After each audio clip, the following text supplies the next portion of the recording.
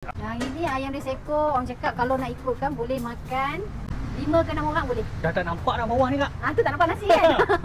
So nasi dia boleh tambah kak? Nasi boleh tambah. Okey. Harga dia 35.90 sen. Alright. So nasi boleh tambah. Apa lagi ada kat sini? Kita ada sotong tepung. Alright. Ni 150 gram. Okey.